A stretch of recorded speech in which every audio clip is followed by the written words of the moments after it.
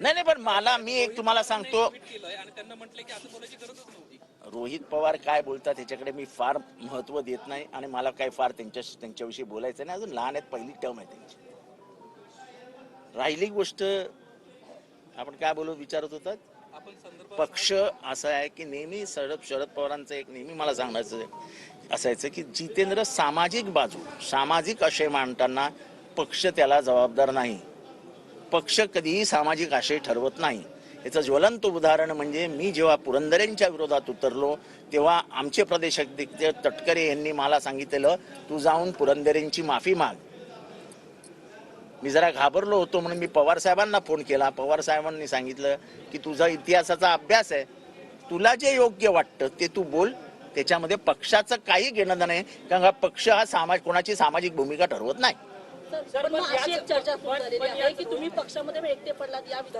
अहो, पक्षामध्ये मी एकटा पडलो असतो तर एवढी लोक माझ्या मागे उभे राहिले असते का?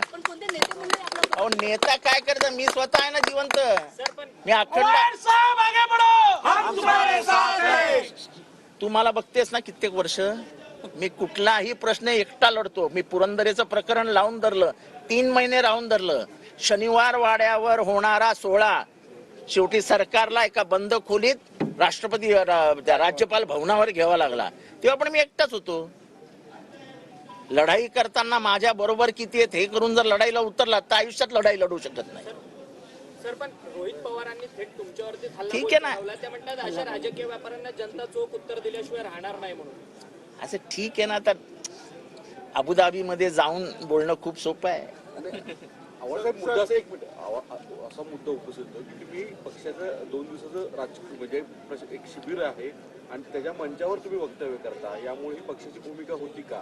असं आहे की वक्ता आता कित्येक वक्त काय काय बोलून गेले, ती पक्षाची भूमिका नसते. शिबिर हे तुम्हाला जे पटत ते तुमच्या ज्ञानात भर घालून घ्या, जे नाही पटत ते सोडून द्या. शिबिर त्याच्यासाठी असतं. कुठलंही जेव्हा भाष्य केलं जातं किंवा कार्यकर्त्यांना पटत एवढं कार्यकर्त्यांनी घेऊ, जे पटत नाही ते सोडून द्यावं. पक्षाच्या व्यासपीठावरती आता वानखेडे बोलतायत. असं आहे की आम्ही सुद्धा पक्षाचे नेते असलो तरी आम्हाला विषय दिलेले होते आणि आम्ही आमच्या विषयावर बोलू शकतो. ते पक्षाने स्वीकारावं, असं पक्षावरती बंधन नाही आहे. सर, हिंदी में बताइए, आपने जो भूमिका कर ली थी आज